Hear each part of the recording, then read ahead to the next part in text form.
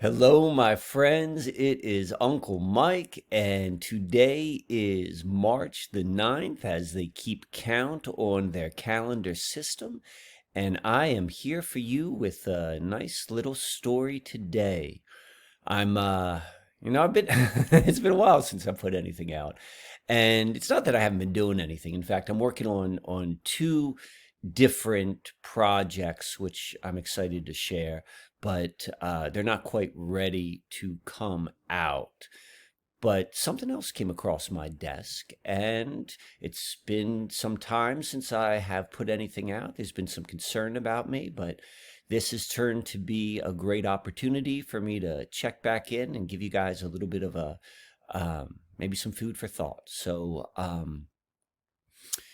our topic today is technology, and I've got a story and I've got a presentation. I've got a story and a presentation, so they're both kind of they're linked. So I'll start with the story. So just the other day, I spoke to my good friend Jason, and it's been a while since I spoke to Jason, and we're just catching up. And I've talked about Jason before. He's my friend who I went to Peru with many years ago, and he is a New York City firefighter.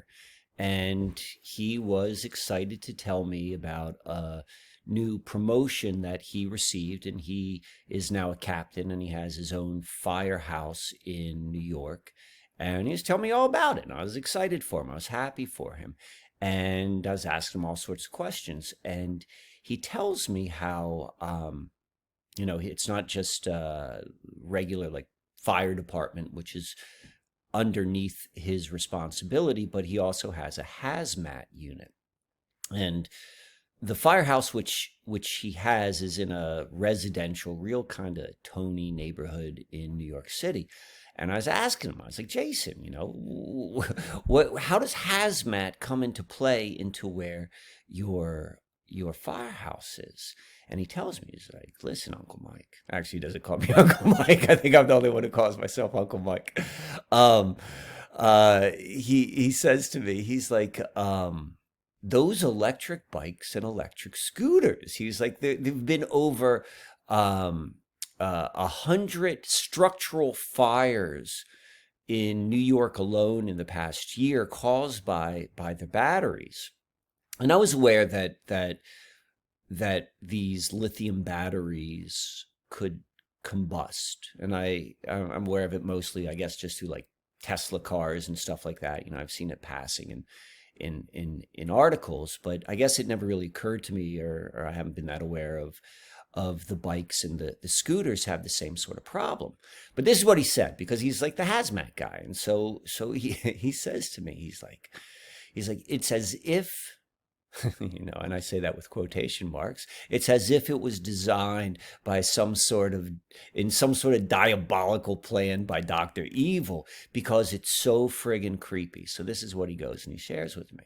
He says that this is what happens, that when these batteries malfunction, that first there's this pop, and then there is this, for I don't know, like a couple seconds, there's this release of this highly combustible gas, which just filters all around the area, and then it catches on fire.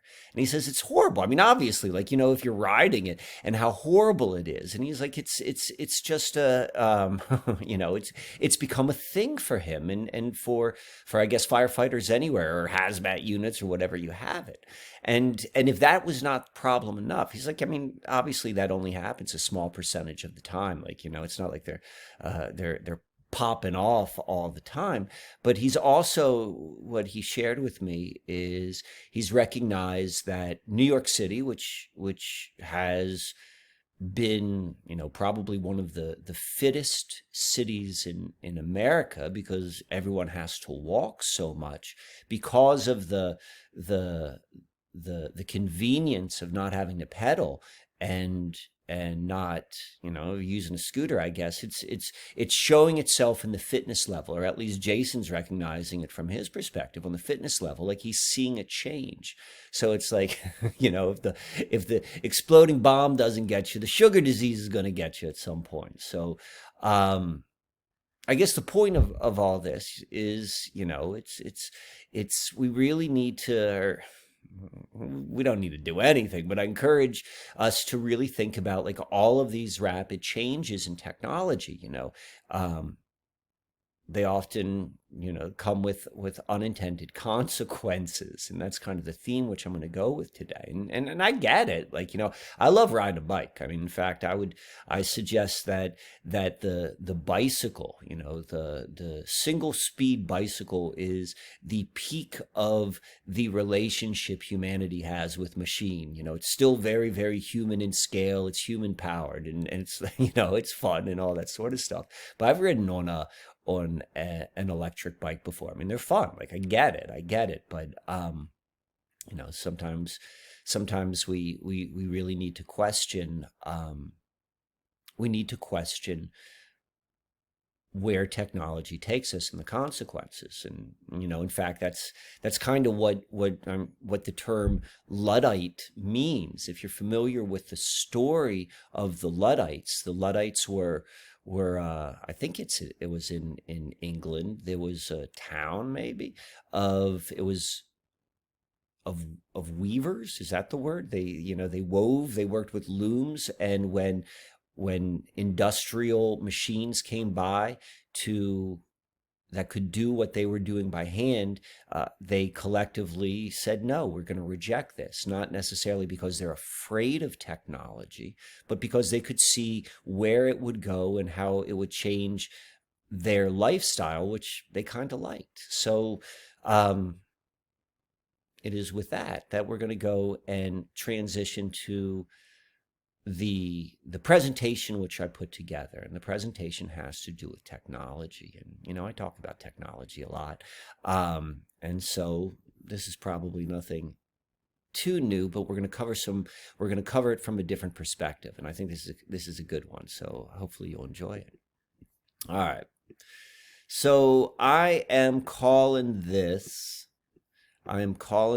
here the Indiana Jones idol swap, or how we move to the living internet, because everything begins with a good idea. And I've talked about the internet, and computer technology.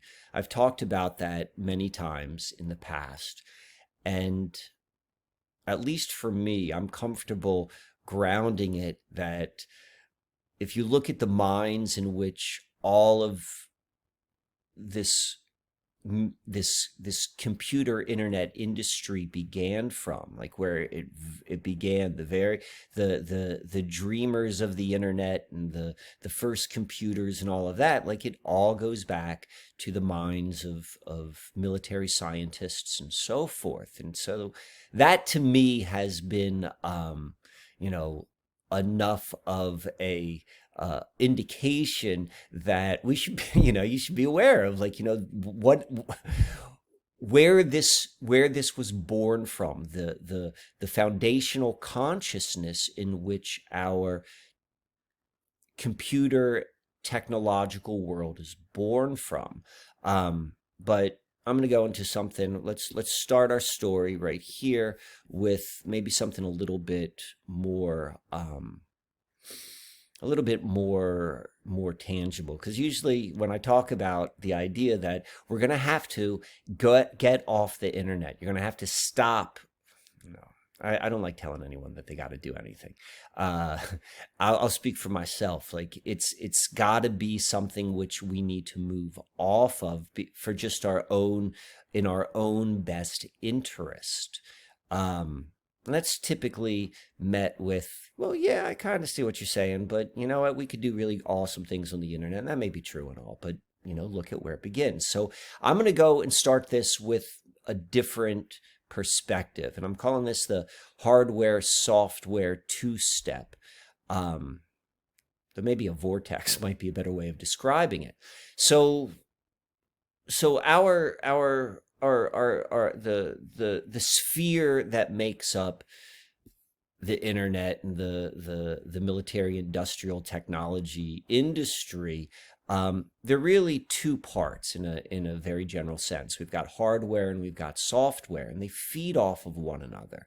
So you got the hardware side where there is a constant movement to make better hardware, and better hardware would be defined as maybe faster processing, more storage and less space, and smaller form factors, and all less expensive, all that sort of stuff. That kind of leads this hardware movement. At the same time, then there's the software, the application. Like, what do you do with this newfound capacity or newfound technological capabilities?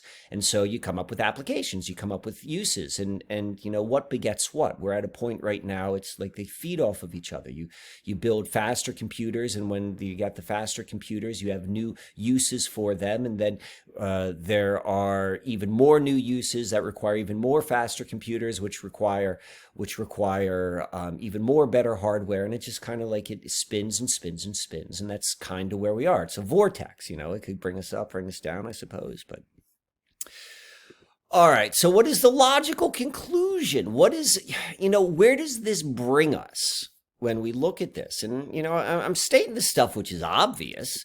I pulled out a couple right here. So where does this bring us? So on here are three different areas. So everyday living becomes more and more connected to technology. Or said another way, everyday living becomes dependent upon technology.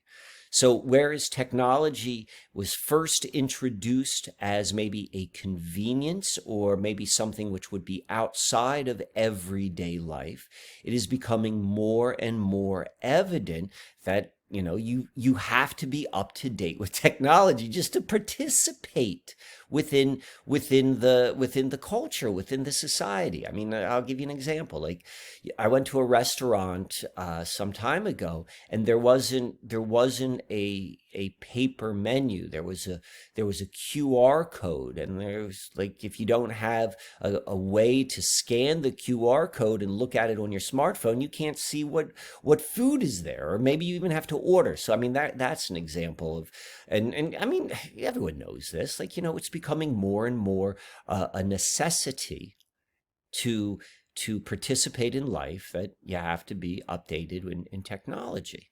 But then this also ties in directly to our financial system. And I'm not going to go into the financial system and all of that sort of stuff right now. But I mean, we know that. We know the problems. We know how it works and what's going on, and how that is another hook or trap of this system, which we live in.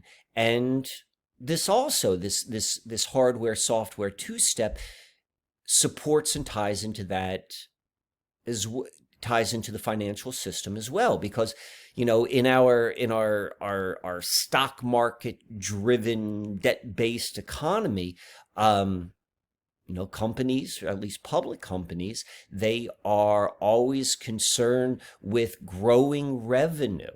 And so a big part of being able to meet earnings expectations and so forth is being able, and to keep stock prices going up, or what have you, is dependable and predictable income streams. I mean, Apple knows when they give you your latest whiz-bang phone that it's going to be that 20% of their population of their user base is going to buy the new phone right away, and then within 5 years, like, they're going to have all of their user base on the new phones. And so the predictability and the planned obsolescence of the technology is as important to the financial system as it is to the moving humanity more and more to a technology-based world. And then at the same time, the process of the creating technology, of like actually building the hardware. There's a never-ending acquisition of raw materials, and there's a manufacturing, distribution, retail infrastructure. At this particular point, there's still a lot of humans involved with it, but it's becoming more and more automated. But again, this vortex right here connects to more than just this, bringing humanity deeper and deeper into being dependent upon technology. It also supports the financial system that keeps humanity tied into a certain way of living. So, okay. The question becomes then, you say, Uncle Mike, how does the human family move off of the anti-human, anti-earth, internet technology world without going to Stone Age living, while also keeping the benefits that the internet has provided? Because the internet definitely has made the world, in my opinion, has brought many things that are to the benefit of humanity. I mean, just going and think about what the world was like in 1960 and how limited people were in terms of their exposure of other ideas, other cultures, other people, the ability to easily access necessary information. I mean,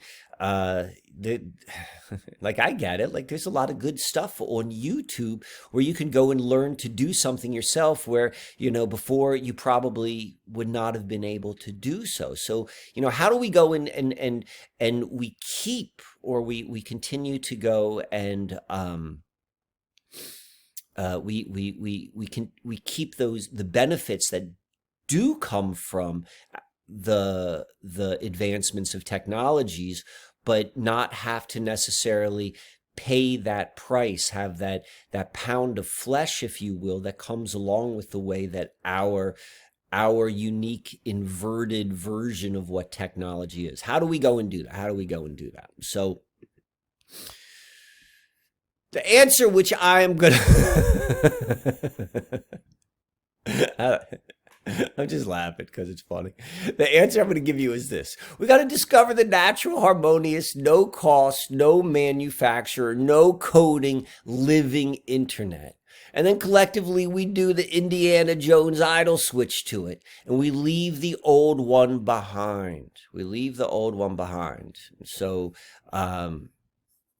I'm using this picture because there's a lot of cultural significance right now, as it's evident that this is, the media modus operandi for keeping the masses all worked up. You exchange one crisis for another. But I also want to point out that, this isn't probably the purest of metaphors, because Indy's doing all sorts of violations to natural law. He's taking stuff he shouldn't be taking. But you get my point. You get my point. What I want to say and what I want to bring out is the fact that Indiana Jones switch, it points to something which is true. There is a deeper archetypical truth, a deeper archetypical quality, and it is that of a smooth, dramatic, and major transition, whereas the Indiana Jones idol swap is just one example of it. Like, any of the flow arts, if you've seen anyone, spinners or contact jugglers, like, that is another expression of what this type of immensely graceful and seemingly effortless sort of flip from one thing to another. Sleight of hand tricks, those are other examples of this archetypical quality of being able to flip something in this very, very graceful way. So that's what I'm suggesting is going to be the solution. But you're like, all right, well, to what?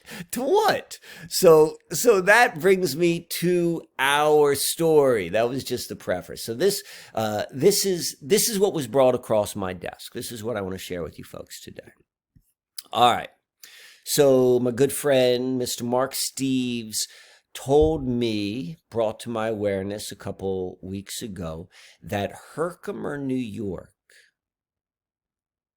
is planning to create a basketball tourism sector based upon a little known piece of history. So Herkimer, New York, there's plans in the works for turning it into, I'm not certain what they're planning to turn it into, but they are staking a claim that that basketball, what the biggest sport in America right now, the biggest ball sport in America right now, is linked to Herkimer.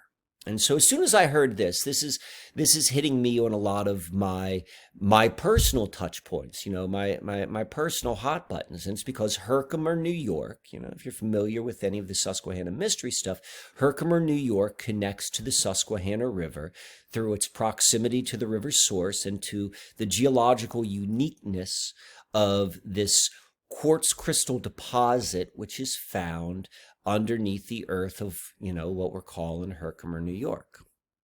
So let's go and look at this right here. This is where we're looking in Manhattan is probably, I don't know, like maybe about 2 hours to the southeast down in this area. This is, if you're not that familiar with New York, this is Cooperstown. This lake right here is the water source for where the Susquehanna River begins. And then out of the bottom of this river, or out of the bottom of this lake, is then where the Susquehanna begins her 444-mile journey into the Chesapeake Bay. And right up here, we see Herkimer. And this is about 22 miles away right here. And so, certainly the folks in Herkimer the folks in Herkimer up here consider Cooperstown probably not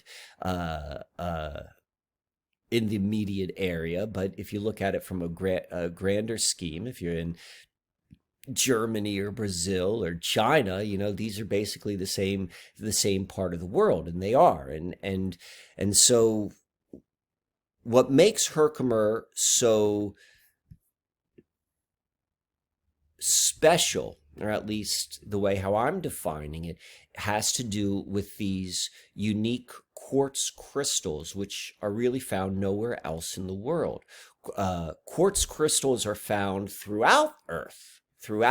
In every part of the Earth, you can find different places where quartz crystals grow, but 99.99999% of them, they grow vertically. They grow up. And the Herkimer diamond, it grows horizontally. And because it grows horizontally, they have these, it's known as being double terminated. It's got 2 points right here. And, the highest grade, whatever you want to call it, the best of the Herkimer diamonds, or probably the better way of saying it is the most desirable of these Herkimer diamonds, as they're known, is those that have this water clarity. Like they are absolutely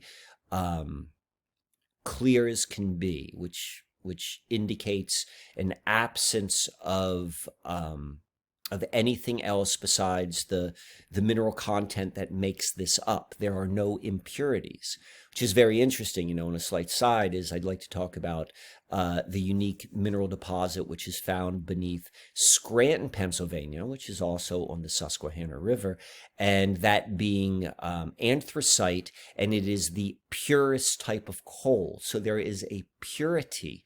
And Herkimer diamonds are only found, these double terminated water clear quartz crystals are only found in this part of the world, or I think there might be like 1 or 2 other places that are known, but that have double terminated quartz, but I don't believe that they have the same level of clarity.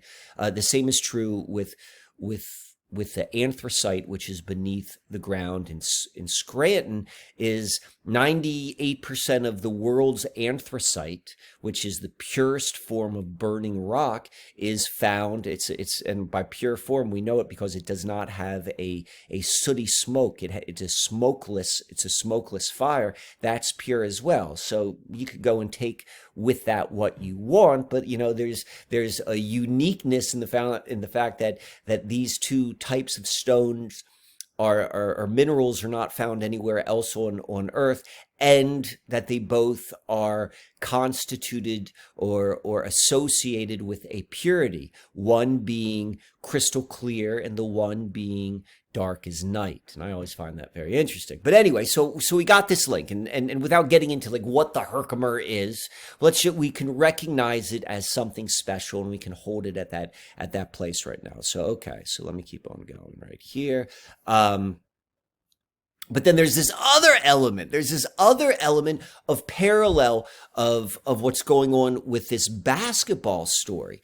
And it's the fact that Cooperstown right here, and such a big part of the Susquehanna mystery has to do with the fact that the Baseball Hall of Fame is located right here. And the Baseball Hall of Fame is... the reason why the Baseball Hall of Fame is located there is because of this misnomer that baseball was invented there, and it was and this is known in baseball circles as the Doubleday myth. And now we're looking at not exactly the same story, but it's similar. Like, it's not quite an inversion of it, but it kind of is. And that's the fact that Herkimer is saying, no, like, you all think that baseball or basketball was invented in Springfield, Massachusetts. Well, it wasn't actually it may have been actually invented in Springfield, or the rules came out of Springfield, Massachusetts, but the first game took place. The first game using a rim and a net took place in Herkimer. So there's this idea, this similarity between Cooperstown and baseball, and just having a little bit of cloudiness or shadiness associated with its establishment. And the same is true with this Herkimer and Springfield, Massachusetts story. We could go much, much deeper with this. In fact, I might go and do another recording, because it's really interesting to compare and contrast from a metaphysical and a mystical or perspective of like what exactly baseball is and what basketball is, and symbolically. But the one thing which we probably can say is neither one of these sports appear to be modern inventions anyway, because basketball and the Aztec ball game, in my opinion, are pretty friggin' similar, at least in the fact that you're trying to put a roundish object through a hoop which is attached above some degree off of the ground, and baseball has been shown to have been similar, or primordial baseball has been played throughout the indigenous peoples in America for thousands of years. So it's the baseball basketball stories go much deeper than that. But for the point of the story which I'm talking about right now, I just want to go and indicate, like, this is another level of integration. This is like calling my attention. I'm like, wow, there's something to this. There's something to this. So we see right here, this is the bottom of the lake. This is where the Susquehanna River begins. This is the Baseball Hall of Fame. I got that slide right there. So, okay, let's continue to move on. So, all right, Uncle Mike, what does this have to do with technology and the future? Good question. But to answer it, we need to discuss math. All right. So, excluding hardware, let's not talk about hardware right now. Let's just talk about the internet and the user experience. The internet, in the most basic explanation, it's just friggin' math. Okay? It's ones and zeros and algorithms and stuff like that. To truly understand how the internet and the web are organized and function requires knowledge of mathematics and computation theory, mathematical and algorithmic foundations of the internet. And that's, I just pulled this up as an example of what I'm talking about, but this is a book here. But, it comes down to numbers. It comes down to numbers. And so the reason why that is significant, because it's not like this is just happening, this this future plan of Herkimer, New York. This isn't just happening by itself. They're real human beings who are behind this push, who have an idea and a strategy, and they wrote a book, and they're promoting it, and they're trying to really create something. They're trying to create something. They're real people that do that. And so the person most directly related to this movement is known as the human calculator.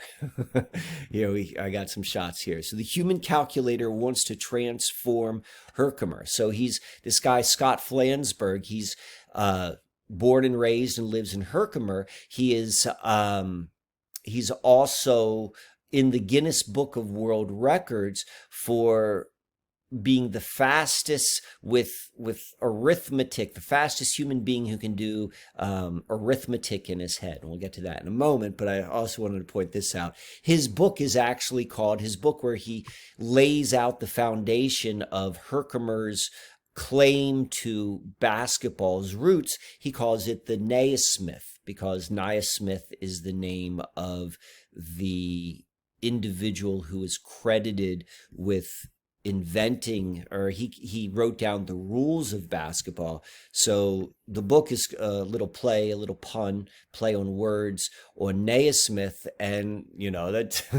that's what it's called. The whole confusion with Cooperstown in baseball, it's known as the Doubleday myth. So we've got like a little bit more of integration going there as well. So let's look at this Scott Flansburgh for a moment. We see right here, he was born in Herkimer. He lives there still. He's known as the human calculator, Guinness Book of World Records. Scott Flansburgh is an American dubbed the human calculator and listed in the Guinness Book of World Records for speed of mental calculations. He is the annual host and ambassador of the National Counting Bee. He's a math educator. He's a media personality.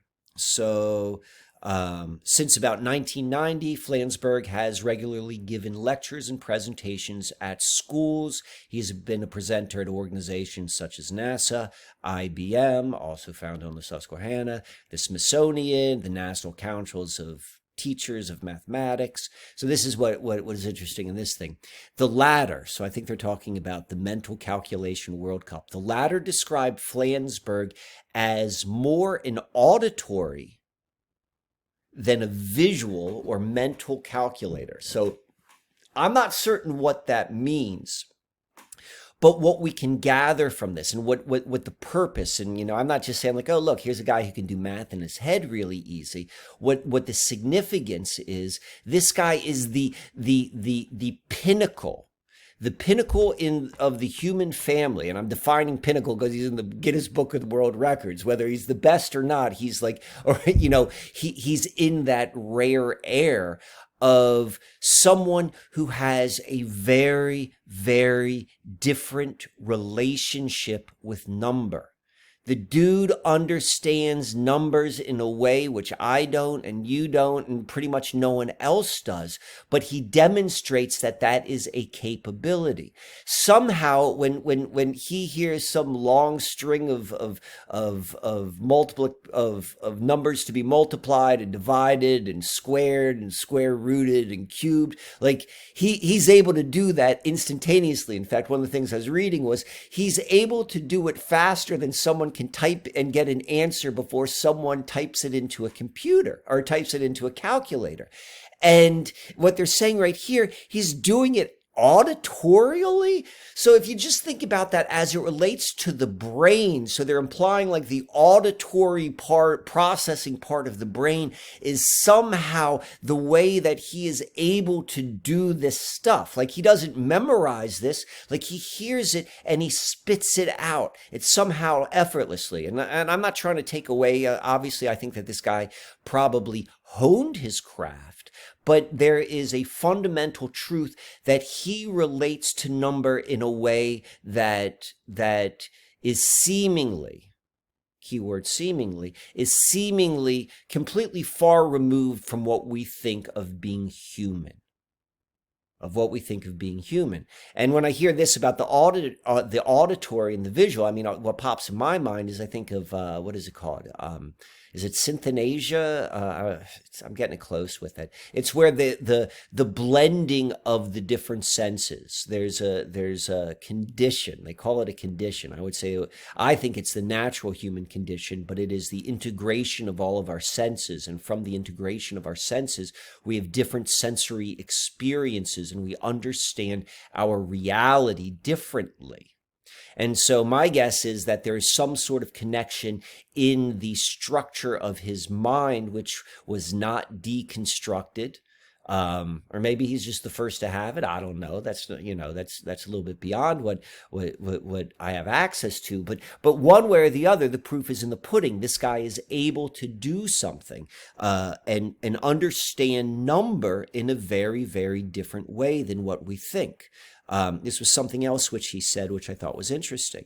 It's talking about the training. He does training classes or training courses, and he covers the unknown and hidden patterns behind numbers and how they work at daily life. Like, what does that even imply? Or like with the unknown and hidden patterns?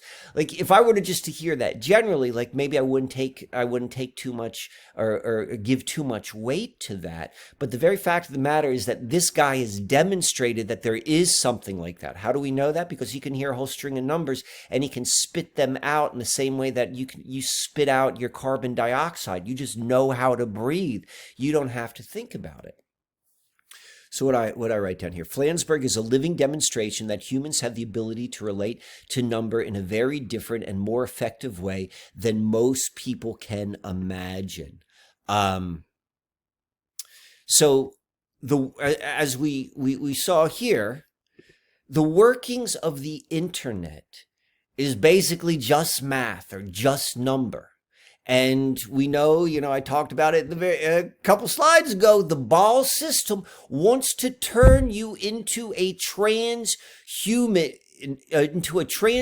via computer hardware shoved up your brain in order for you to interact with the military industrial complex's manufactured internet. And we know that the Baal world, the matrix world, is an inversion of a truth because it cannot be anything new. It exists within the mystery of life, the nature, the greater reality. And so that means it has to be in harmony with something that's true. It is just inverted. It is in dissonance with the unfolding of life, but it's still a reflection of a certain truth. That is the case. So if this system wants to turn you into an internet node point by putting technology, like manufactured technology, into your body, well, what might be the truth? What might be the right side up that? And that I would suggest is, if internet is just number, could the true human access the true internet by simply changing its relationship with number? Now, I want to be clear right now. Like, I'm talking about concepts. I'm talking about ideas. I'm not talking about a blueprint. I'm not saying, like, go out and enroll in this guy's course. I mean, if you want to go and enroll in the guy's course, I bet, go and enroll in the guy's course. But what we can see is that what we think number is, and we know that how the internet works is really just comes down to number on a certain level. And if we can have a different relationship with number in a completely effortless way, like, what does that change? And we're going to leave that as a question mark. We're going to leave that as a question mark for now. And so, and I'm not limiting this also to just what we're seeing with this guy, Scott, because math is made up of numbers, and there have been many ways which humans understand and relate to numbers, both in mind and in body. So this is nothing new. I pulled this out, 12 mind-blowing number systems from other languages. And so here we've got a base 27 number from from the people of New Guinea, and where their body parts are also named for in their counting. And so there was a way which they integrated number. I'm not necessarily talking about the specifics of like counting as much as I am talking about the relationship in consciousness we have with number. You know, there have always been different ways and integrations that are different than what we think of this base 10 number right now. You know, here we see some examples. Where am I right here? This right here, I put up some other examples. So base 20 number or counting relationship. How do I pronounce that? Vigesimal?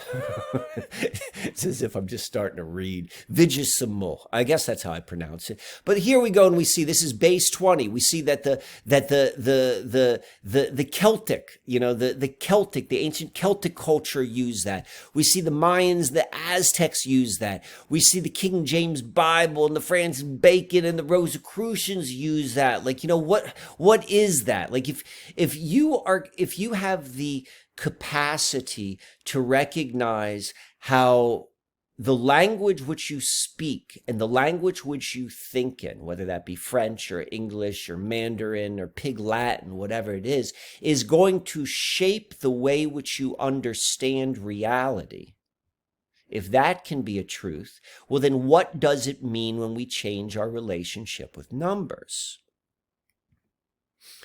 So where am I going with this? So we've got this Scott Flansburgh, and I'm looking at him as a living symbol of Herkimer, New York. And Herkimer, New York is the home of this one-of-a-kind, double-terminated, water-clear quartz crystal known as a Herkimer diamond. And the Herkimer diamonds connect to the Susquehanna River, as I talked before. And like the Susquehanna River, that's where our whole modern world is grounded. It's where distribution of three-wired electricity to all of our homes, that's where that originated. It's where the computer military industrial complex originated. It's where globalism was born. And now we're seeing this. We're seeing, like, this guy's been doing this for a long time, I guess. Like, since 1990, I suppose, I think that's the earliest number I saw that he was kind of doing this on a quote-unquote professional scale. But right now, this is coming. He's moving into a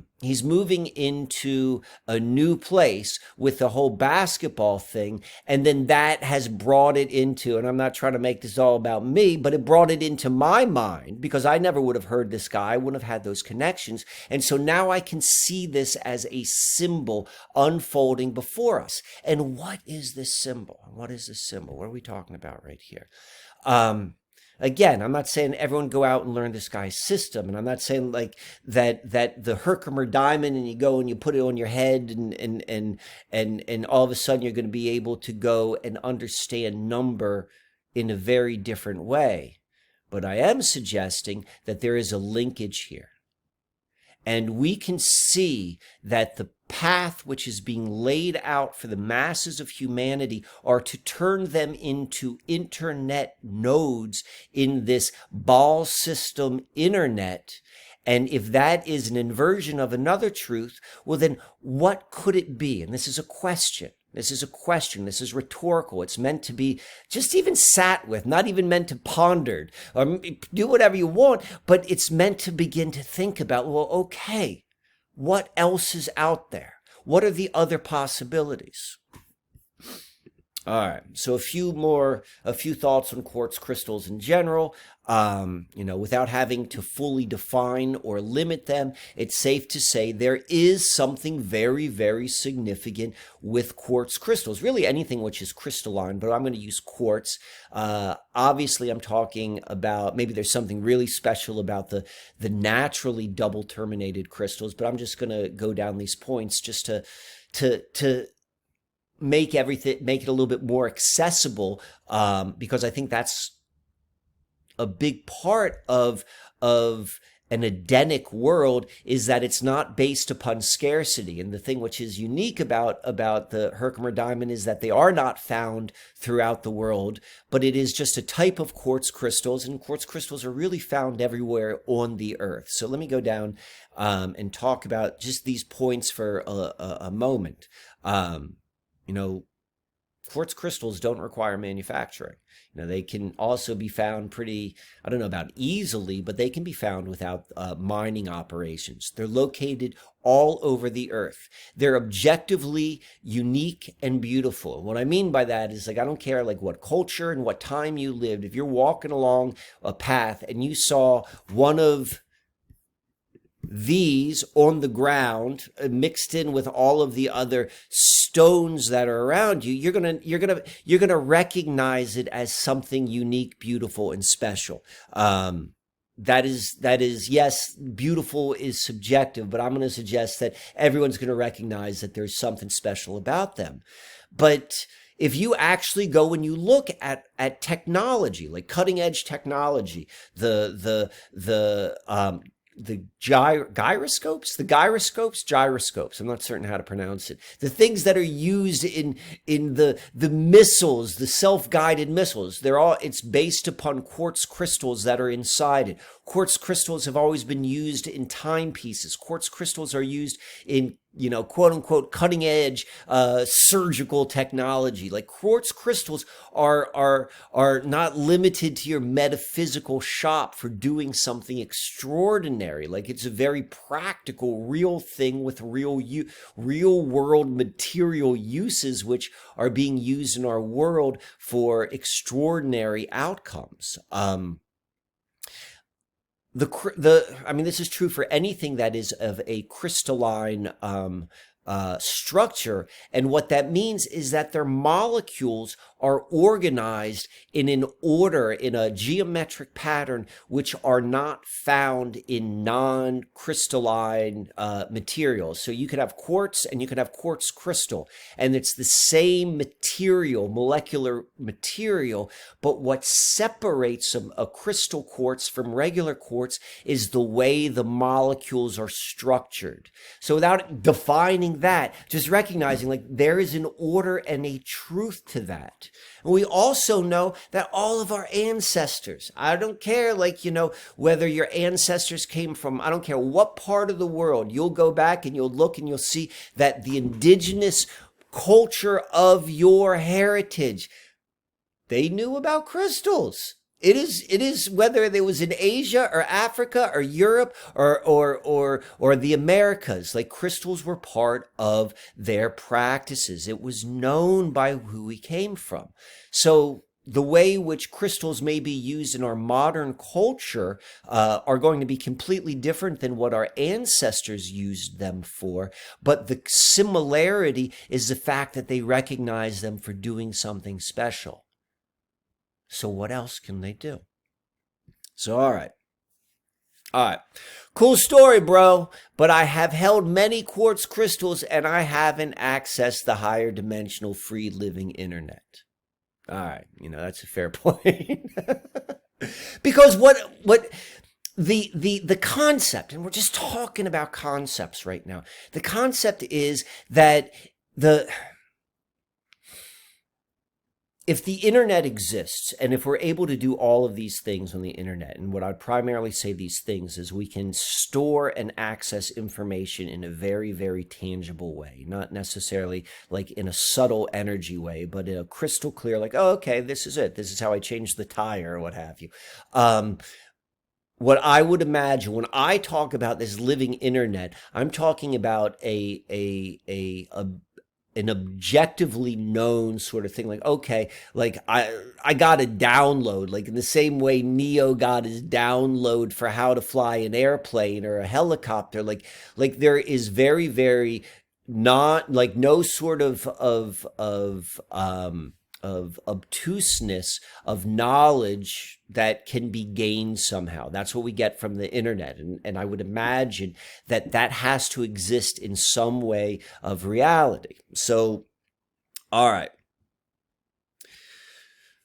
Let's talk a little bit about the fact that all the human beings' brains are changing. So this is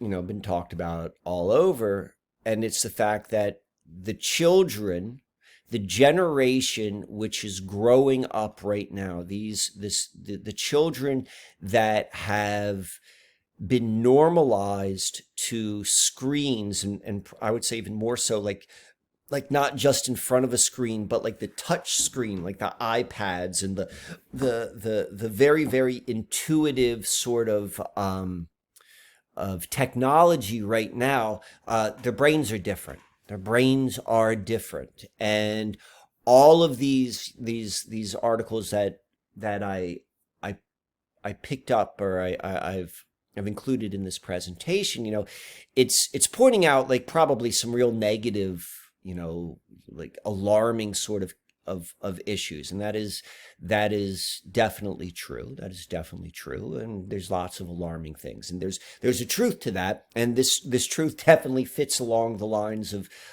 the trajectory which leads towards the metaverse. But then we could also look at things from maybe a different perspective as well. So what's happening, how the human being, like as a like looking at the human body and the human brain as just purely, I'll use the word technology, looking at it from that level, how it works is it's self-learning. It is a self-learning system. And the majority of the self-learning takes place in the first 7 years of human existence. Every human being, in that first 7 years, and even more significantly in the first 3 years, like what you are surrounded by creates the neural pathway structure, which then the remainder of the life of the individual in that human body is built upon. Now, those can change. They call that, what do they call that? Brain plasticity. But, you got to go and work on it, or there's got to be something major to go and change that. But what we're seeing here, what's happening here is that the brains of the children, like any child that was born, like, let's say post-smartphone, any 3-year-old that ever had his hands on an iPad, their brain is interacting or being shaped in a way that is harmonious with the structure, the architectural structure of like the internet and the hardware which interfaces with the internet. And I'll give you an example. I know a 9-year-old girl. Both of her parents, incredibly bright and intelligent, very, very cerebral and intelligent. And the father in particular is, as a profession, is very much involved in a technological, architectural capacity with, like, the stuff behind the scenes that makes the internet run. Like, this guy is knee deep in his mental processes and his professional life with how the internet works. So obviously it is a very pro technology family or household. And this 9-year-old has been around technology her whole life. So I'm in a situation where she was there and there are a bunch of people there and they're trying to work with the TV, and the TV's got one of those, like, I don't know, those, the whatever the new cable boxes are, they're not cable boxes, whether it's Apple TV or whatever those little things are, which now does the interface with what people watch on TV. Like, no one could figure out something. Like, all the adults were, and smart adults and technologically savvy adults are kind of stumbling around, like, how to go and navigate through the system on the screen. This 9-year-old girl picks up the remote control and she just goes through it like a knife through warm butter. it just made sense to her. She didn't need to think it through. Like that is deeper than linear thought and analytical thought and figuring something out. She just knew it. Her brain, because she has been around technology from her fundamental time, that her brain is somehow structured. Her neural pathways are structured in a harmonious way, which kind of fits the way the internet works. Okay, so where am I going with all this? All right. Human beings born after smartphones have brains that are wired that match or reflect the internet structure. Internet structure, or cybernetics, resonates with permaculture principles. And if this is a new topic, and I'm not an expert on it, if you're interested in it, a lot of people have written about it and talked about it and made videos about it. But there is this really interesting parallel between the rise of cybernetics and the rise of permaculture. And I want to say this beginning like in the 40s, the 50s, I don't know, but it was, a couple generations earlier. And they happened in time, in tandem. And what cybernetics is this is before maybe a lot of the computers were even built, but it was when people were beginning to think about machines and humanity and what that relationship would be, and it was all built upon this idea of these feedback loops. It was ultimately all about how can machines control humans? Like that's cybernetics in a way. The folks at Truth Stream Media, like they've gone so deep into that, like it's a fascinating topic. But this also ties in with permaculture. And I know a lot of people who follow or watch some of these videos are deep into the permaculture world, and I am periphery. Like I know people who are, and I've been around them and I listen to them talk. So I'm not an expert, but I pick up a couple things. And so, permaculture and cybernetics, they happened around the same time, and they're based upon the same idea. And it's a recognition that there are systems in systems, and these systems are connected through feedback loops. And it is through the understanding of the relationships of these different systems and the feedback loops that you are able to go and design whatever it is that you're trying to design, whether that exists on a computer basis or whether that exists, working out in the natural landscape. But they are harmonious to a certain level because they are built upon the same idea. And if if you talk to anyone who's involved with farming or understanding about man's relationship with the environment and what we do and not do, like a permaculture understanding is seemingly like that's the way to approach it in a harmonious way. So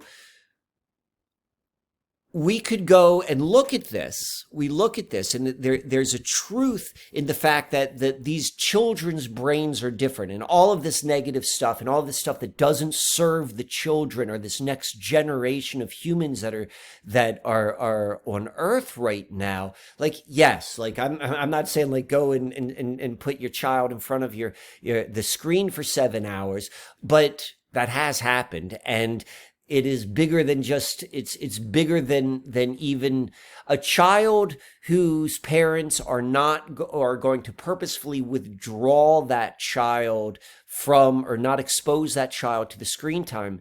The child still knows more about the technology just by being alive at this moment than someone who was born 30 or 40 years earlier. Like there's a truth of the collective consciousness that we're all on a certain base level, like, than previous generations. So these children, these children's minds, are also, they're wired in a way which understands systems and feedback loops. And so if there were a time that that child, maybe when they're adult, maybe sometime in the future, maybe even right now, is able to go and apply their consciousness, their focus, their awareness to a baseline reality environment, to the natural world, they are going to understand it in the same way that the children understand technology, in a way that people of our generation, of my generation, or people who are 20 years old, they're more advanced than us. They're also going to be that advanced with the baseline reality, because cybernetics and permaculture on a certain level are one and the same. So let me add these two ideas together, because we're talking about of arithmetic. So we're going to do some addition. So we take the Herkimer diamonds as technology to change the human consciousness relationship to number, to change human consciousness's relationship to number. Like, we've got that with Herkimer diamond. That was the first part. That's what this guy represents. And what's nice about a quartz crystal is you hold it in your hands, or a Herkimer diamond, you hold it in your hands. It's not an idea. And then you add that to this new generation's brains that are wired to mimic internet architecture, which is the same as permaculture. And then what is the sum of that? Could that be true human beings becoming nodal points on the living internet, which is simply the inversion, or the flipping around, of this idea of the transhuman connected to the Baal-net? Like, if this is true that there are going to be neural links in people's brains, and they could go and have augmented reality, and they're going to live in their metaverse, well, then just as true from that is going to be the inverse. Okay? So what do I write down here? How to approach the concept of a living organic internet. So I'm talking about this. We're talking about ideas because I haven't seen it yet. You haven't seen it yet. But what we can do is get an idea by studying our surroundings. What algorithms are to the Baal-net, synchronicity is to the living internet. Right now, we might not be there yet that the living internet is a tangible, real thing, but we can catch glimpses. Synchronicity is what we call it when we see the living internet's algorithm in action. All right?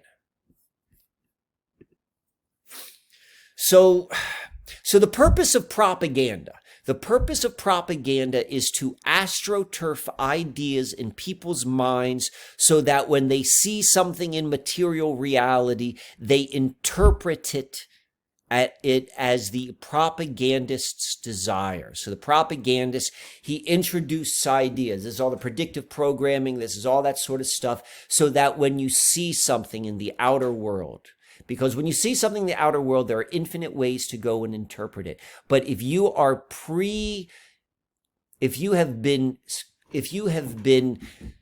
your mind has been sculpted in such a way that when you see it, you're going to say, oh, this means that. That's what a propagandist does.